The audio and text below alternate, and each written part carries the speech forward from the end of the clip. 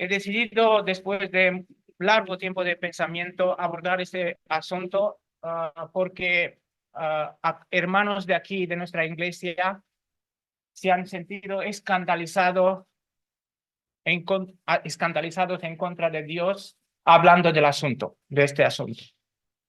Y me preocupa mucho porque es un problema muy delicado, muy fino, con muchas implicaciones, que levanta muchos espíritus contradictorios, que ha suscitado el interés y de aquí han nacido los grandes ateos que han promovido, o las grandes personas que han abandonado a Dios.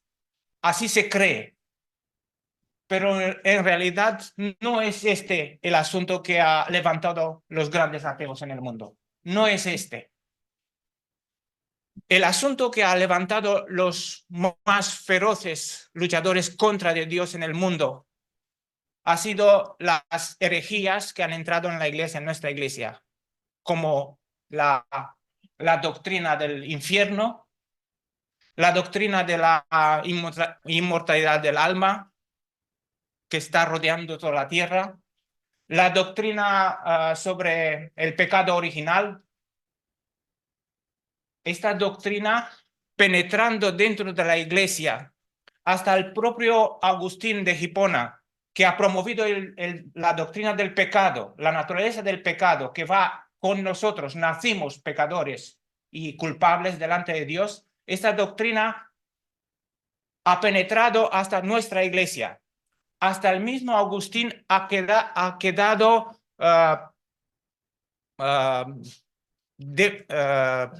perplejo pensando en los bebés que van a sufrir las llamas del infierno.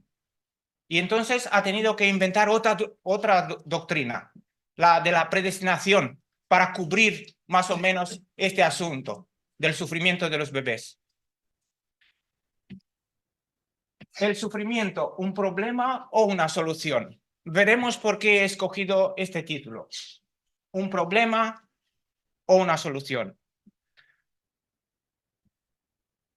No pretendemos encontrar soluciones definitivas a este asunto.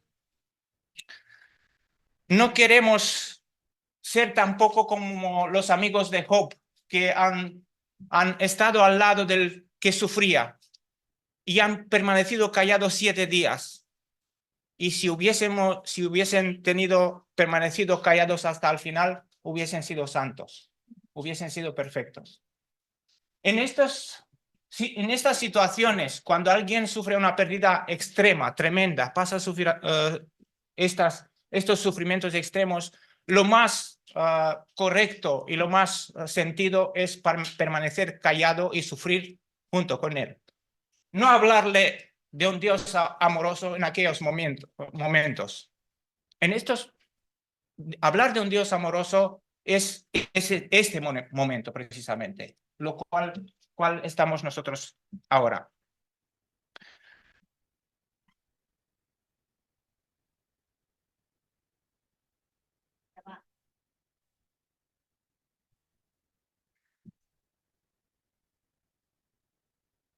No vamos a solucionar el asunto esta mañana. Quería comenzar con 2 citas del libro Conflicto de los Siglos, ya que estamos estudiando sobre esta, que prefacea claramente el asunto que vamos a debatir.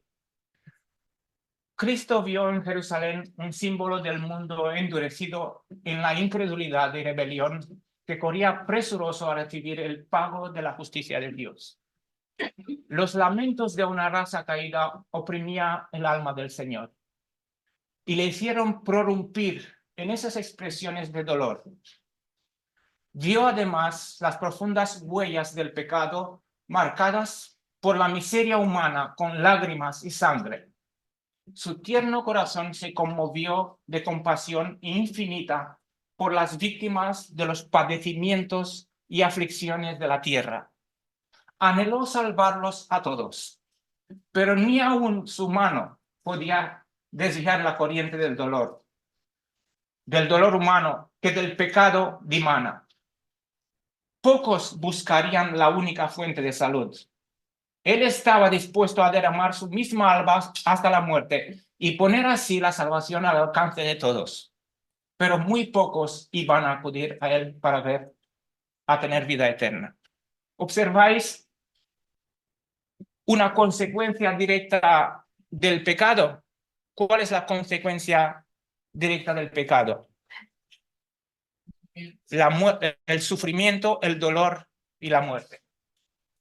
Hay otra cita. Mirad al Rey del cielo derramando copioso llanto. Ved al Hijo de Dios infinito turbado en espíritu y doblegado bajo el peso del dolor. Los cielos se llenaron de asombro al contemplar semejante escena, que pone tan de manifiesto la culpabilidad enorme del pecado y que nos enseña lo que le cuesta aún al poder infinito salvar al pecador de la consecuencia que acarrea la transgresión de la ley de Dios.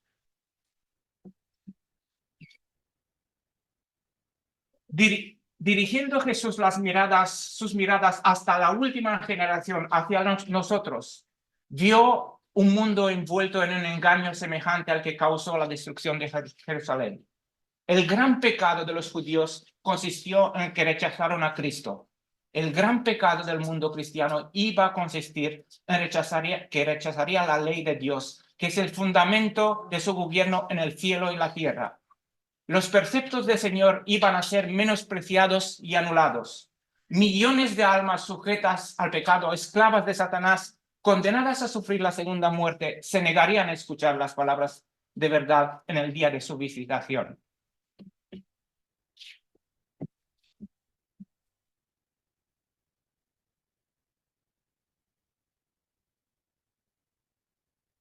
Si leéis la última frase, leemos nuestra condenación. Terrible ceguedad, extraña infatuación. Esto define la situación del mundo. Esto define la situación del mundo. Nadie podía resumir lo más adecuado lo que es el tema del gran conflicto en este mundo, para entender cuál es la batalla, dónde se lleva la batalla y por qué existe tanto sufrimiento. Vamos a ver un poco el por qué o para qué o hasta cuándo. Para entender estas cosas, tenemos que entrar un poco. Yo no voy a presentar aquí un tema excesivamente desde el punto de vista dogmático o teológico, porque no soy capaz de hacerlo. Yo soy un poco más pragmático y lo voy a presentar utilizando la Biblia y presentar lo que ocurre en nuestra vida, lo que ocurre alrededor del mundo, cómo presenta Dios su plan de salvación para que entendamos un poco que no pudo ser evitado el dolor y el sufrimiento una vez que pecamos. Para hablar del pecado, tenemos que la única definición del pecado que encontramos en la Biblia es esta: desobediencia de la ley de Dios. Juan 3:4. El que comete pecado transgrede la ley. Es la única, no encontramos otra en la Biblia. Pero sabemos que el pecado reviste varias formas, actitudes, hechos, elecciones. Y pensamos que de ahí radica el pecado, cuando el pecado es únicamente una cuestión de elección, una cuestión de rebelión. Así entró el pecado en nuestro mundo, por una elección. Así de sencillo.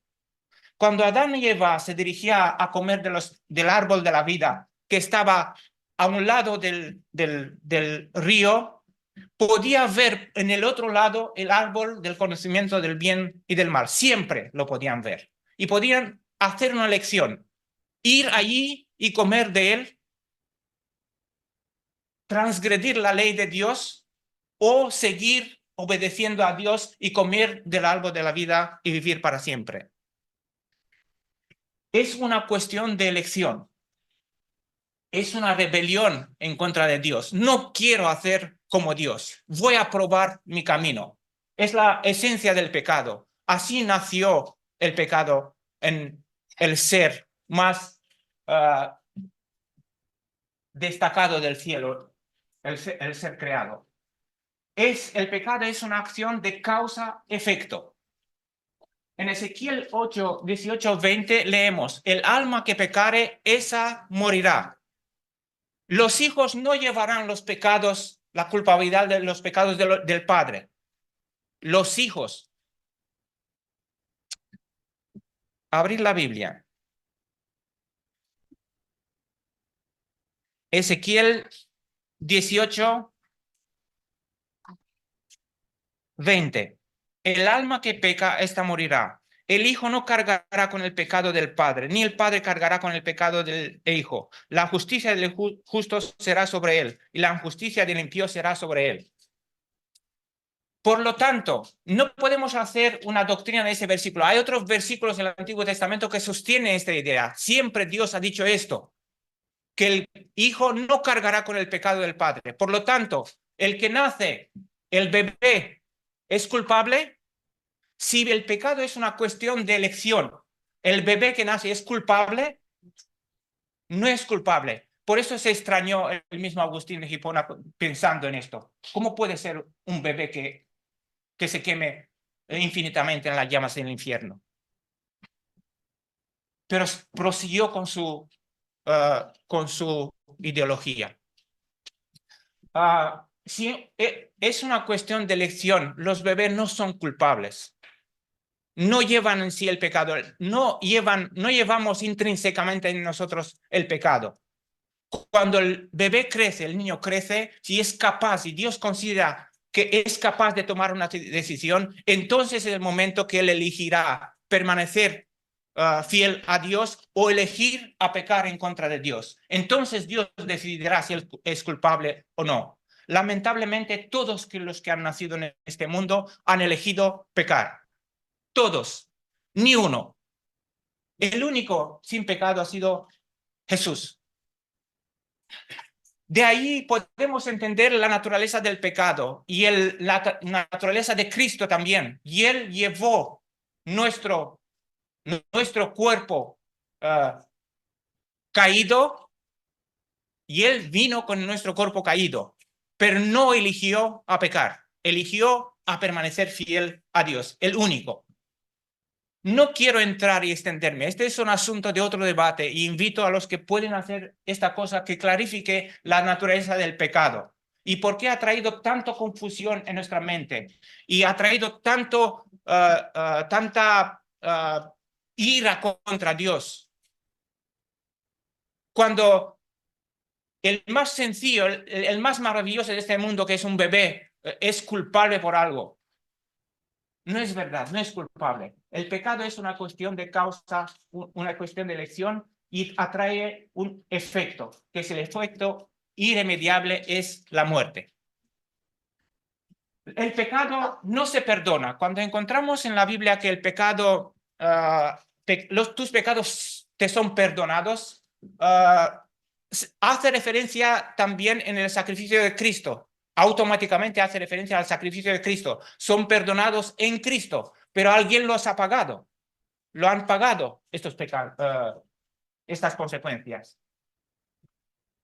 ¿Os habéis preguntado por qué el que cometía pecado en el Antiguo Testamento tenía que degollar él mismo el cordero? ¿Por qué tenía él mismo? ¿No podía hacerlo el sacerdote? Él mismo degollaba el cordero. Para entender que el pecado lleva a la muerte y su pecado ha llevado a la muerte, que el pecado cuesta sangre siempre, no es perdonado de por sí. Ha costado la sangre de Jesucristo. El problema del pecado, que todos elegimos a pecar y atrae consigo la culpabilidad, ha sido resolvida por el sacrificio de Cristo. Ha sido resuelta para todo el mundo. En el momento que nosotros confesamos el pecado y en el nombre de Jesucristo entregamos nuestra vida a Él, nos arrepentimos de nuestros pecados, somos perdonados.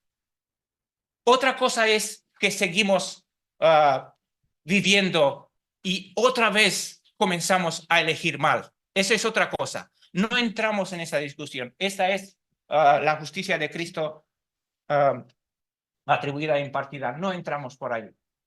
El pecado no tiene explicación. Así lo dice la pluma inspirada. El pecado no tiene explicación. No podemos explicar por qué ha surgido la rebelión. Si encontraríamos una explicación, sería excusarlo y no sería pecado. El pecado, la rebelión, el primer rebelde en este universo no ha tenido explicación. Se puede entender esta lección de Satanás solo en el contexto del libre albedrío que ha conferido Jesús o Dios a cada ser creado. Se puede entender solo así, pero no hay explicación por la rebelión. A veces preguntas por el niño que desobedece en casa y no te sabe contestar por qué lo ha hecho.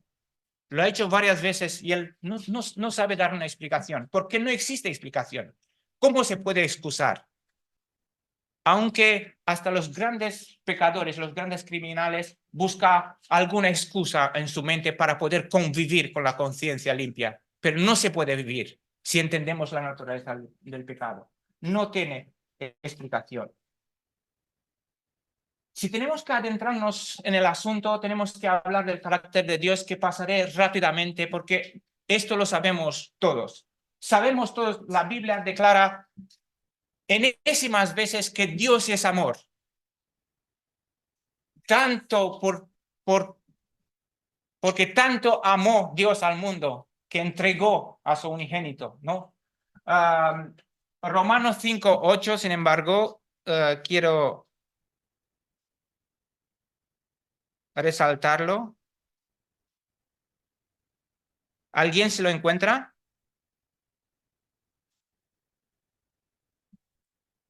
Romanos 5:8.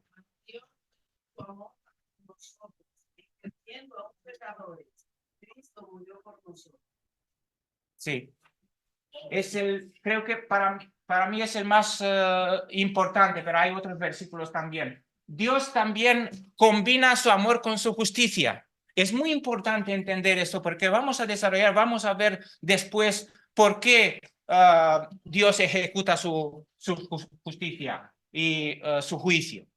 En Éxodo 34, cuando Moisés le pide a Dios que le muestre su carácter, Dios pasa delante de él y dice, Dios es misericordioso, amoroso, ¿no? Pero no considera al culpable no culpable, ni al no culpable culpable. Es justo. Cada uno recibe conforme con sus hechos. Es inmutable. Yo soy Dios, yo no cambio. Malaquías 3:6. Por eso no seréis destruidos. Si cambiaría mi carácter de amoroso hacia vosotros, seríais consumidos enseguida. Bondadoso, compasivo, misericordioso, etcétera, etcétera. No insistimos. En contraste con el maligno es mentiroso. Juan 8:44. Apocalipsis 12:9. Es el mentiroso y él engaña a todo el mundo, dice Apocalipsis 12:9. Engaña a todo el mundo. Es acusador. Día y noche nos acusa delante de Dios por nuestros pecados. Tentador. Y es el primer pecador. Es desde el principio miente. Es mentiroso y padre de la mentira, dice el versículo.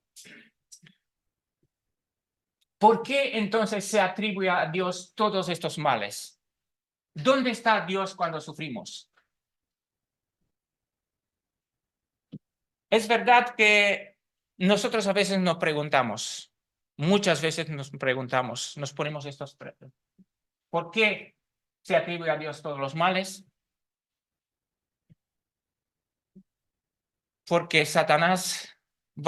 porque Dios va de frente y Satanás se esconde, insinúa que Dios es así y es así.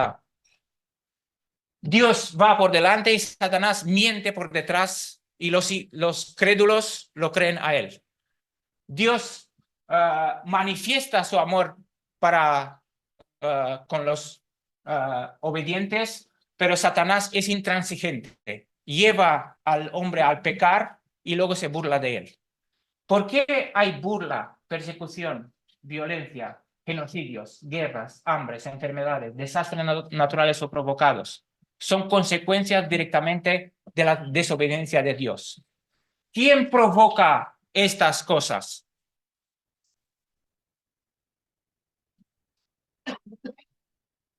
¿Podemos decir que el sufrimiento y el dolor es provocado 100% por el maligno?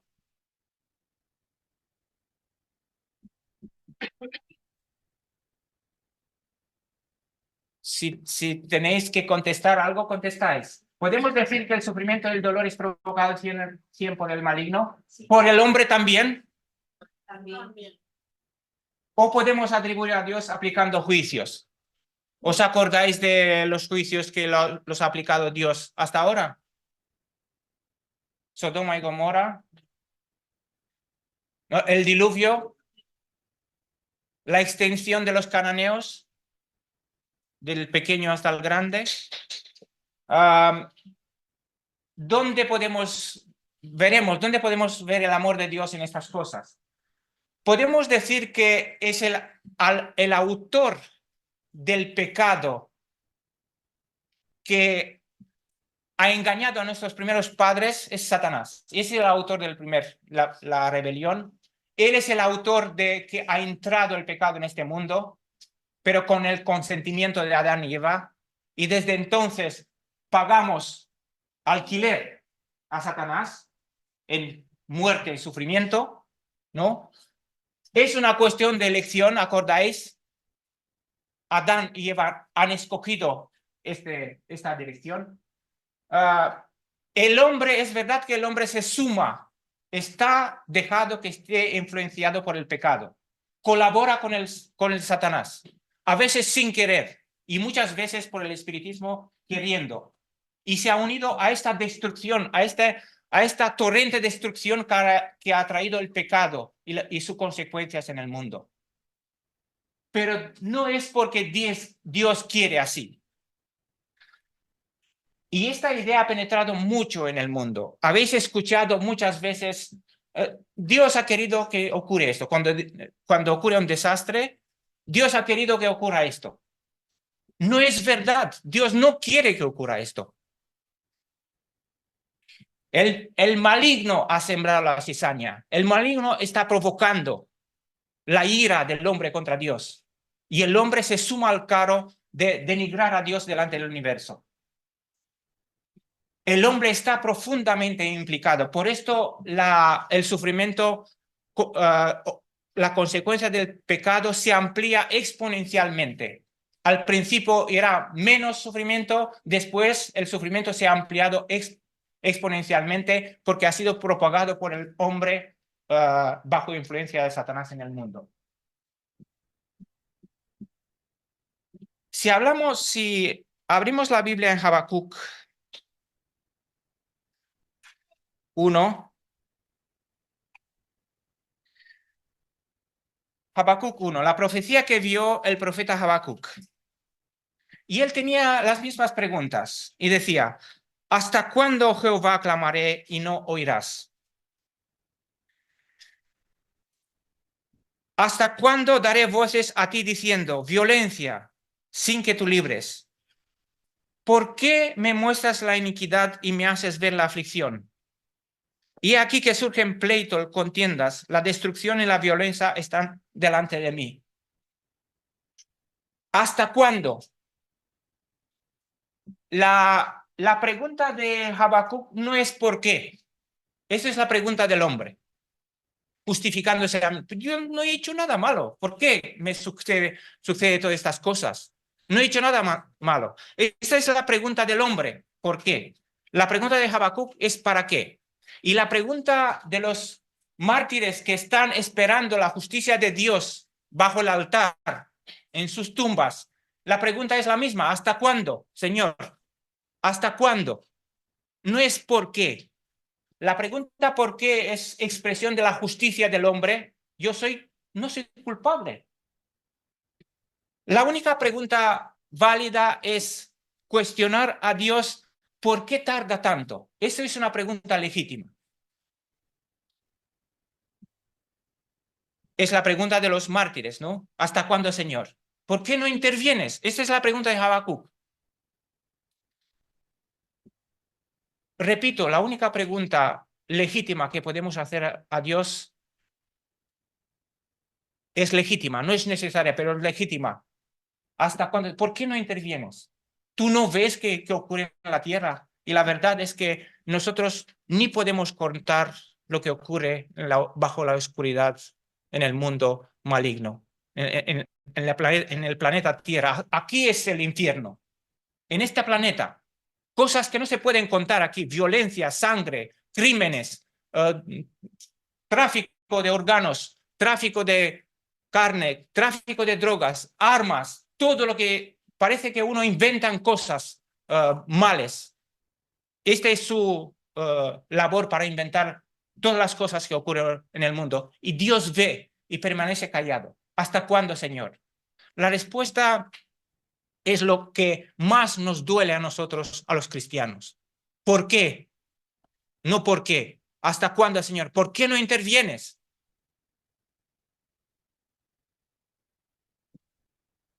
¿Cómo nos reportamos al silencio de Dios? ¿Por qué no interviene cuando lo necesitamos? ¿Hasta cuándo, Señor? ¿Hay alguien aquí que ha encontrado respuestas satisfactorias para su sufrimiento, el dolor? Es una pregunta directa. ¿Alguien aquí ha encontrado respuesta satisfactoria para sí? ¿No? ¿No habéis encontrado respuestas al sufrimiento? Consecuencia del pecado. Consecuencia del sufrimiento. ¿Pero estáis contentos con estas respuestas que ofrece la Biblia en vosotros mismos, o estáis aún luchando con Dios? O no lamentarse, ¿no? ¿Qué voy a hacer? Esto también no es una respuesta negativa, ¿no? ¿Qué voy a hacer? No puedo hacer otra cosa, ¿no? La cuestión es que si no entendemos, nadie puede entender, nadie puede recibir respuestas a estas preguntas sin tener una relación con Dios, sin entender el plan de salvación en su macro desarrollo. Nosotros estamos pensando en nosotros mismos, salvarnos la piel, nosotros, pero no pensamos la vindicación de Dios delante del universo, el carácter de Dios delante del universo. Quien piensa así, quien entiende así, entiende un poco más por qué Dios tarda en venir y no para la desencadenación del pecado en el mundo, que desencadena, como hemos dicho, en dolor, sufrimiento y todas estas cosas. El hombre carnal se aísla del sufrimiento. ¿Cómo nos reportamos al sufrimiento de los demás? ¿Cómo nos reportamos? La cuestión es esta. Si mi hijo padece y muere, me duele mucho. Si el de África sufre y muere, nos importa menos. No sé cuántos de vosotros no podéis dormir pensando en estas cosas. Pero siempre nos queremos a nosotros mismos. Estamos interesados en nosotros mismos. Por un modo, desde una perspectiva, es normal. Pero no podemos solo estar centrados en nosotros mismos y no ver el aspecto general del asunto. ¿Es nuestro deber resolver el problema del sufrimiento? ¿Es nuestra labor de resolver problemas del sufrimiento en el mundo? No es nuestro problema. Esto no quiere decir que no tenemos que estar sensibilizados y ayudados en la medida de lo que podemos y más de lo que podemos.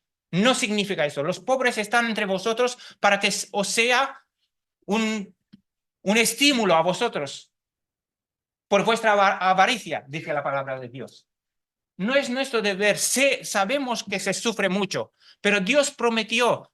Entonces entra en acción la fe. Dios prometió resolver este problema. Tenemos que adelantar un paso más, ver la visión general y adelantar un paso más, ver por la fe. Ha prometido que va a resolver, va a compensar ese sufrimiento. Vamos a insistir sobre el tema. Vivir en proximidad de los que sufren ¿nos ayuda de algún modo? Seguramente que nos ayuda de algún modo. ¿Os habéis preguntado por qué los ricos se aíslan en barrios cerrados, puerta, guardia, ¿Os habéis preguntado por qué? ¿Por qué no se quieren mezclar con el sufrimiento humano? Por ellos es siempre un látigo. Para ellos es siempre un látigo ver sufrimiento cada día. Ellos tienen sus problemas, salen de sus casas por debajo, van hasta con sus coches, salen en su edificio de trabajo, ¿no? Se van a sus jobs por ahí, por dentro, ¿no? Se aíslan del sufrimiento. El hombre carnal siempre tiende a aislarse del sufrimiento, para no ver, no puedo soportar tanto sufrimiento. Pero el hombre de Dios vive en presencia del sufrimiento, ve y ve cómo vive otro. Se contamina, entre comillas, de las vivencias de los demás y vive con los pies en la tierra. Depende de Dios. Sabe que existe el sufrimiento. Es real, es un problema real, no es un problema ilusorio. ¿Cómo cualificas esas frases? Si Dios existiera, no habría tanto sufrimiento y dolor. ¿Habéis escuchado esta frase? Mucho, ¿no? Pero, ¿cómo os explicáis esta frase de la boca de un creyente? ¿Tiene sentido? Porque tenemos la perspectiva detrás, la lucha detrás de la historia. Y vamos a ver por qué no interviene Dios. Aunque supiera, he escuchado literalmente a una persona, aunque supiera que no sería salvo, deseo que Dios ponga fin a tanto sufrimiento y dolor. ¿Es legítima esta frase? Aunque que supiera que no sería salvo, desearía que Dios ponga fin a tanto sufrimiento y dolor. Depende cómo lo lees, ¿no? Pero si lo lees con los ojos de Moisés cuando se pone por debajo del pueblo, ¿no? Si no salvas a estos, ráyeme a mí, ¿no? Entendemos que la frase es positiva, ¿no? Es la expresión más sincera del agotamiento del alma frente a tantas atrocidades que ocurren en la tierra. Otra frase, no resolver mi dolor me ha determinado a amar, sino aún en sufrimiento amo. ¿Qué denota esta expresión? ¿Qué quiere decir esta expresión? No sé si he contado esta experiencia de sí, en una escuela sabática he contado que hace poco, un caso de un accidente, una familia cristiana adventista. Un accidente de coche, él sale ileso, la esposa paralizada desde el cuello abajo para siempre y el hijo de unos 10 años muerto. Una persona que ha escrito un librito sobre contando esta historia, se ha ido a visitarlos y ¿qué puedes decir frente a esto? Es una tragedia que no se puede explicar en palabras, no se puede. Desde nuestra perspectiva, mejor sería morir todos y acabar con el sufrimiento, acabar. Familia creyente, confiada en Dios, ya se resolvió. Así ha quedado ella dependiente, siempre atendida por el padre de la familia. No ha sido culpa suya, no sé si ha sido culpa suya en realidad, vivir con la culpa, ¿no? El sentimiento que ha fallado, ¿no? Pero esta mujer paralizada del cuello abajo no ha olvidado decir al que escribió la historia. No olvides cuando cuentas esta historia que digas que Dios es bueno. ¿Cómo puede ocurrir estas cosas? ¿Cómo pueden recurrir estas cosas? Solo uno que ha dado un paso más por la fe, ha ido más allá, ha visto todo lo que se desarrolla detrás de la escena. ¿Quién hace las reglas en este mundo? Jesús dijo, viene el príncipe de este mundo, él no tiene nada en mí. ¿Quién es el rey de este mundo? ¿Por qué no es Cristo el rey de este mundo? Porque respeta la libertad, el libre albedrío Dios da el libre albedrío a los hombres y Satanás se lo quita a los hombres. Los hace esclavos del pecado, el Satanás. El Satanás, Dios da el libre albedrío a los hombres y Satanás lo quita a los hombres y los hace esclavos del pecado. Y no salen, no pueden salir de ahí. Nosotros hemos entregado este planeta a Satanás. Dios no puede hacer nada porque es su decisión de no hacer nada. No hace nada, no puede hacer nada hasta cierto punto, hasta que Él ha decidido poner fin, dar el tiempo de gracia a todos, a todo el mundo. Así ha dado el tiempo de gracia a este planeta. No puede intervenir Dios, puede limitar las circunstancias, los males de este mundo, pero en el momento que interviene, el acusador dice, si tú intervienes, caso de Job, ¿no? Si tú lo bendices, vuestro adversario está como un león rugiente sobre esta tierra, es su tierra. Aquí es el infierno, no esperamos el infierno que viene. Aquí está el infierno, aquí en este mundo. Y nosotros tenemos que elegir siempre, elegir a qué reino pertenecemos, al reino de este mundo y aceptar el rey de este mundo, que es Satanás, el príncipe de este mundo, o al reino de Dios que comienza a la vez con nuestro arrepentimiento y entregar la vida de Cristo. Entonces empieza la salvación. ¿Cómo tratar el dolor cercano o propio cuando te preguntas por qué? Job preguntó por qué. ¿Obtuvo respuesta? No obtuvo respuesta. A veces Dios no interviene, deja las cosas, deja el malo que se llega a su punto culminando. Y vamos a ver por qué. Cuando se está en relación correcta con la verdad, la pregunta legítima, ya hemos hablado, es ¿para qué o hasta cuándo? Desde el Génesis, en el Génesis me gusta mucho que Dios deja las cosas claras. ¿Cuál es el paradigma del pecado? Otra vez, el pecado es desobediencia a la ley de Dios y amarse a sí mismo. Desde el principio Dios revela cómo se desarrolla la historia del pecado y el dolor y el sufrimiento que es sus consecuencias. Dice desde el principio, el Caín y Abel, el rebelde mata al justo. Así se desarrollará la historia del pecado. El obediente perseguirá al revés, ¿no? El desobediente perseguirá al obediente. O el justo sufre al favor por el malvado. Así se ha desarrollado la lucha entre bien y el mal en esta tierra. Los justos, cuanto más justo, cuanto más limpio, más sufres. Esta es la ley de esta tierra. Todo está dado al revés. Mateo 23:34. ¿Cuál de vuestros profetas no habéis matado? Esto no lo pone ahí, ¿no? Os mandaré profetas, y a unos mataréis, y a otros despojaréis, y a otros los despediréis, para que venga sobre vosotros toda la sangre, desde el Abel hasta... vamos a leer. ¿Quién tiene? Mateo 23, 34, 35. En cierto día, que no pasará esta generación hasta que todo Mateos 23, 34, 35. Por tanto, yo envío profetas sabios y escribas.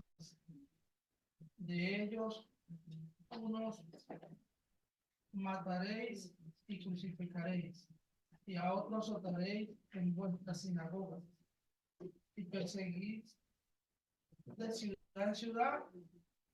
Así recaerá sobre vosotros toda la sangre justa que se ha derramado sobre la tierra, desde la sangre de Abel hasta la sangre de Zacarías, hijo de Berequías, a quien mataste entre tienda y altar. tiempo y altar. En tienda y altar.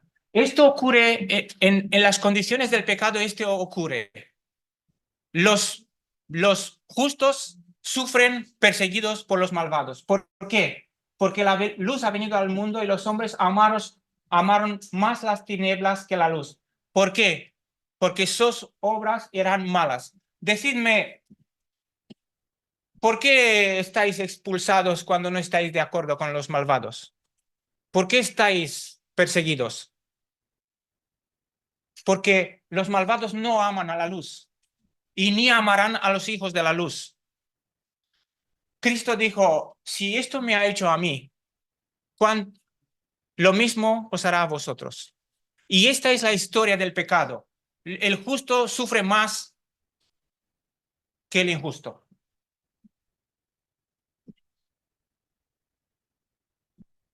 Un don especial, el martirio. Tenemos el caso de Juan el Bautista, ¿no?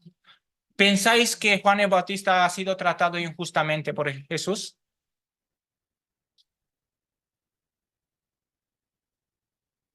No creo que por el mundo, ¿no?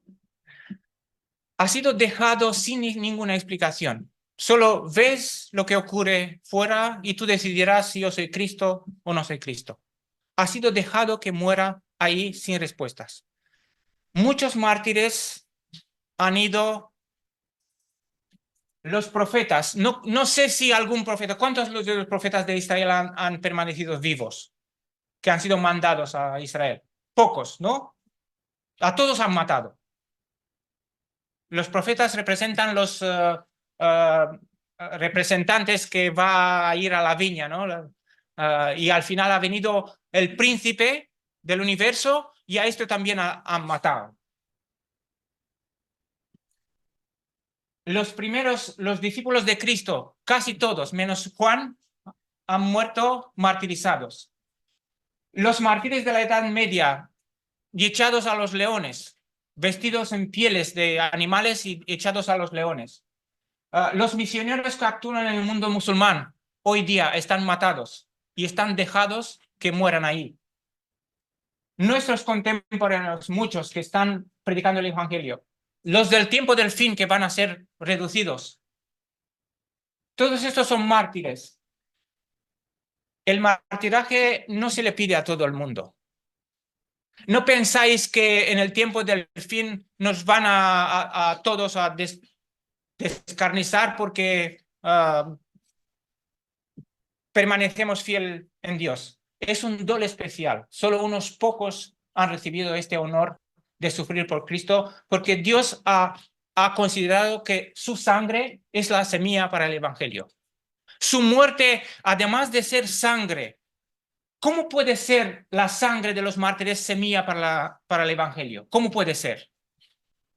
Muchos que han visto a los mártires muertos allí o quemados y han estado en la gran multitud, han dicho, esto no es posible, esto no puede ser. Han hecho la diferencia, han sido tan chocados por lo que ocurría allí y por la paciencia de los santos que morían, que han decidido pasar en las filas del Creador. En este sentido, la sangre de los mártires es la señal para el Evangelio. Respecto al tiempo del fin, habrá mártires, pero no todos serán mártires. Dios sabe que no todos pueden recibir este don especial de morir por Cristo. Saben, unos serán llamados al descanso, otros serán aislados, no caerán toda la persecución sobre ciertas zonas del mundo, pero todos estaremos probados. Todos sufriremos, todos sufrimos y todos sufriremos. Son testimonio especial para el día de juicio. Estos mártires, en el día del juicio de los malvados, serán los primeros testigos contra los malvados. Serán marcados y honrados para la eternidad. La pluma inspirada dice que llevarán una túnica blanca con un borde rojo para toda la eternidad. Serán honrados porque ellos han ofrecido su vida desinteresadamente por la causa de Cristo. Hebreos 11, 35, 40. Quisiera leer estos versículos. Hebreos 11, 35, 40. ¿Os acordáis que Hebreos presenta la lista de los hombres de la fe, no? Hebreos 11, 35, 40. Alguien que lea en voz alta. Mujeres recibieron por resurrección a sus muertos. Unos fueron torturados sin aceptar ser rescatados para obtener una resurrección mejor.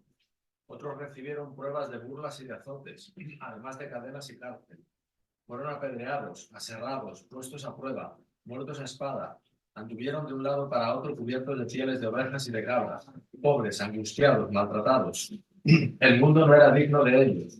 Andaban errantes por los desiertos, por las montañas, por las cuevas y por las cavernas de la tierra. Y todos estos, aunque recibieron buen testimonio por la fe, no recibieron el cumplimiento de la promesa, para que no fuesen ellos perfeccionados aparte de nosotros, porque Dios había provisto algo mejor para nosotros. Amén. No perdieron la fe, no recibir en aquel entonces, aunque esperaban recibir la compensación para el sufrimiento. Interesante, la compensación, me gusta decir, no la recompensa. ¿Qué culpa tienen todos estos niños?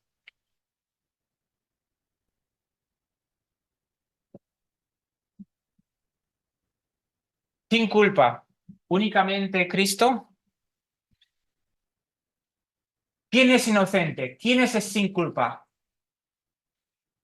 Todos pecaron y son desprovistos de la gracia de Dios, ¿no? Romanos 3:23. Si todos son culpables, ¿qué culpa tienen estos millones de subnutridos? ¿Es culpable un bebé? Aquí hemos hablado, es el asunto de que hemos hablado, la naturaleza del pecado. Tenemos un indicio en Primera de Reyes 14, 12, 13. ¿Alguien si quiere leerlo? Primera de Reyes 14, 12, 13. Se trata del rey Jeroboam, un rey malvado de Israel. Y el profeta le hace una profecía que se cumple instantáneamente. Primera de Reyes 14, 12, 13. En cuanto a ti, levántate y vete a tu casa. Para poner tu silla en la ciudad, morirá el niño. Todo Israel para poner la lamentación y lo enterrarán. Pues de los descendientes de Jeroboam, solo él será sepultado. Por cuanto de la casa de Jeroboam, solo en él se ha hallado lo mismo que Samuel, delante de Jehová. O sea, el profeta le dice a Jeroboam que tu hijo, en el que se haya ido algo bueno en tu casa, el único que se haya ido algo bueno, morirá. ¿Os habéis preguntado por qué Dios dice esto? Si hay algo bueno, sin embargo, porque es un testimonio, será un testimonio para él. El niño no es culpable. Vaya, no lo sé, Dios sabe, no sé qué edad tenía, pero se ha encontrado algo bueno. Tiene algo bueno, lo voy a preservar. Es un ejemplo para lo que va a hacer Dios con nosotros cuando pasaremos por la gran prueba. Los que han sido fieles a Dios serán llamados al descanso sin poder pasar por la gran prueba. Pero la prueba la tenemos hoy. Si nosotros no llegamos a los eventos finales y nuestra vida se acaba hoy, ¿qué pasa con nuestra vida?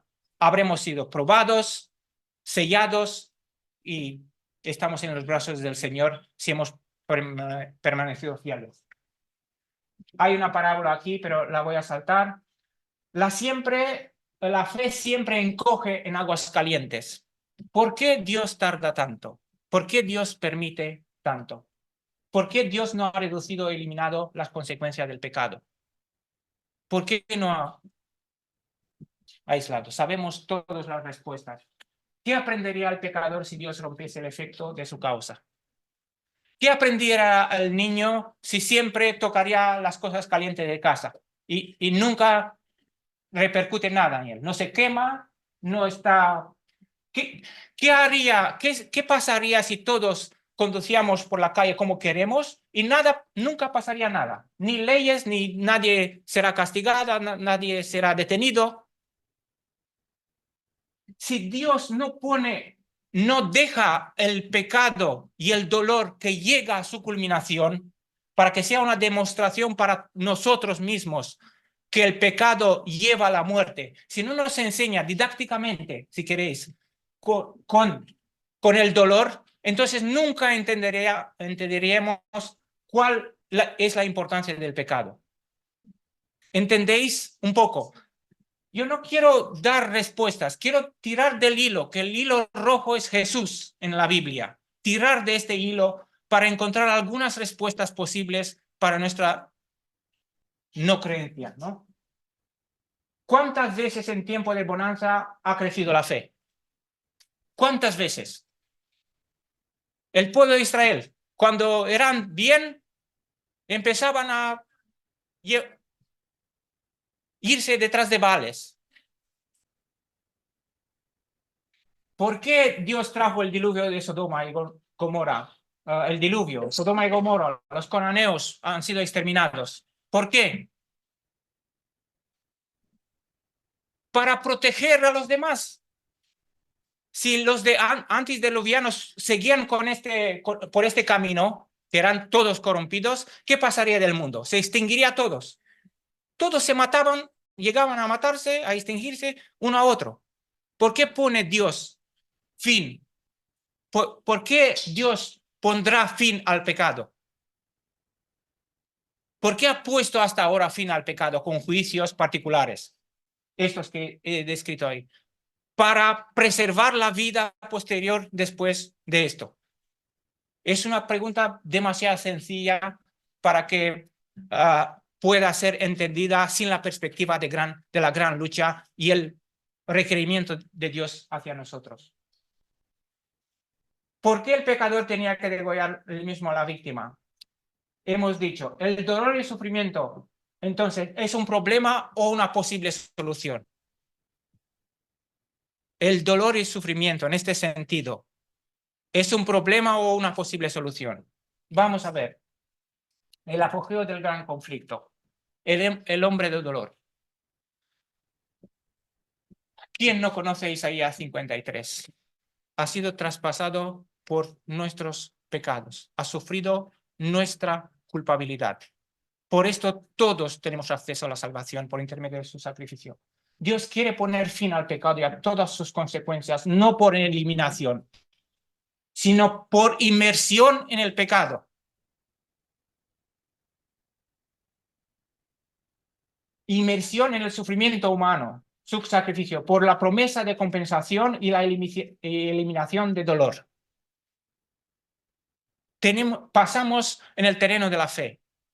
Dios promete que va a decir, da el ejemplo, viene y sufre con nosotros, ¿no?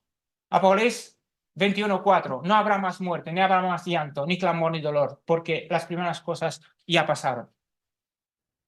Hay una idea muy interesante en Hebreos 2:10, Hebreos 5:8-9. Cristo fue perfeccionado por sufrimiento. ¿Cómo es posible ser perfeccionado por el sufrimiento? Revenimos lo que hemos dicho. Muy pocas veces en aguas calientes ha crecido nuestra fe. Ha tenido que ser pasado por el sufrimiento para ser de ayuda para cada uno de nosotros. Para que entendamos que el pecado cuesta, que no podemos evitar el camino. Quien cree que puede evitar el sufrimiento, le deseamos buena suerte, pero no puede ser evitado porque ni Cristo no lo ha evitado. Ha venido, se ha inmergido en nuestro dolor, ha sufrido con nosotros y nos ha levantado junto con él. La única respuesta viable a estas preguntas, Cristo crucificado. Es interesante que todas las preguntas de la humanidad se intersectan en el mismo punto. La cruz del Calvario. Sin este no tendría nada sentido en este mundo. Ni los grandes descubrimientos, ni nuestra elevación, ni nuestro cambio, ni nuestra glorificación, ni nuestro progreso espiritual, ni nuestro andar, nada sería sentido. Todas las preguntas de la humanidad se intersectan en este punto, la cruz del Calvario. Y Filipenses 2:7-8 se despojó a sí mismo, tomó forma de siervo, se humilló hasta la muerte y muerte de cruz. Cristo baja a la tierra y hace lo que hace todo ser humano. Sufre el inocente para el culpable, pero sin pecar. El único inocente de verdad. Sufre para todos nosotros. La cruz sorprendió a todo el universo. Sin embargo, es una locura para el mundo.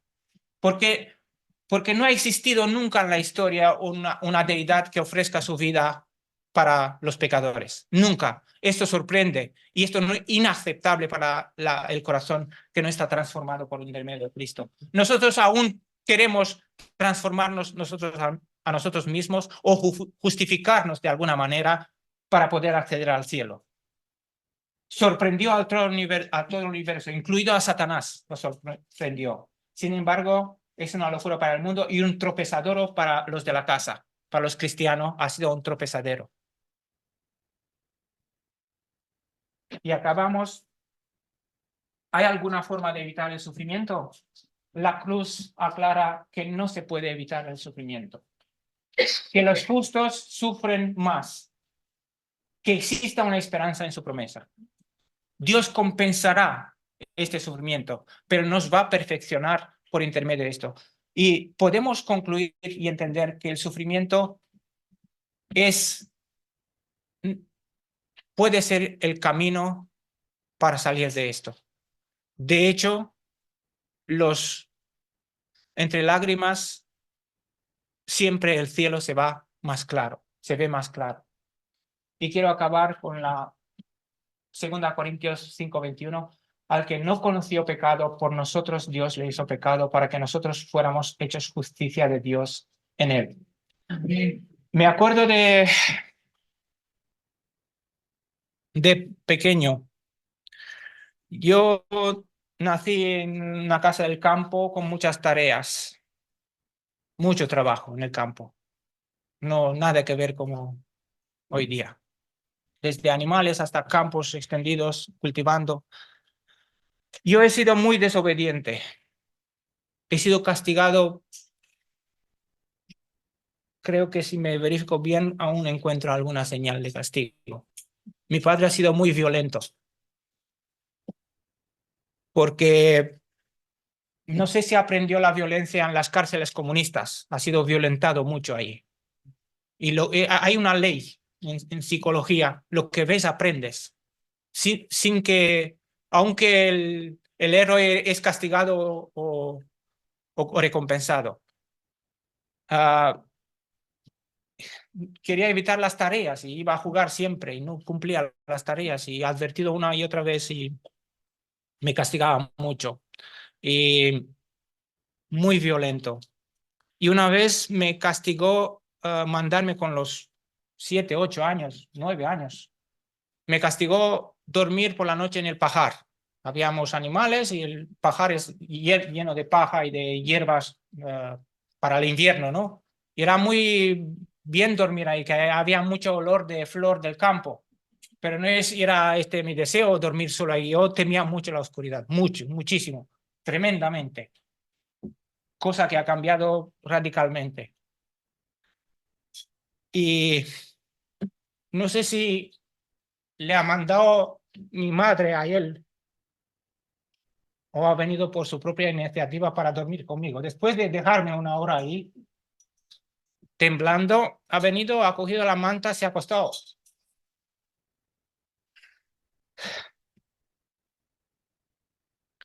Se ha acostado a mi lado. Y ha sido una profunda lección para mí, aunque he seguido ser desobediente, pero ha cambiado mucho. He pensado mucho aquella noche. No puedo dormir no por miedo, sino porque he pensado en el gesto que hizo mi padre. Más o menos esta es la historia del sacrificio de Cristo en favor de nosotros. Vino a sufrir con nosotros para que veamos que sin sangre no hay perdón. Que Dios nos ayude a entender estas cosas y ser sumisos a Dios y no rebeldes. Muchas gracias. Amén.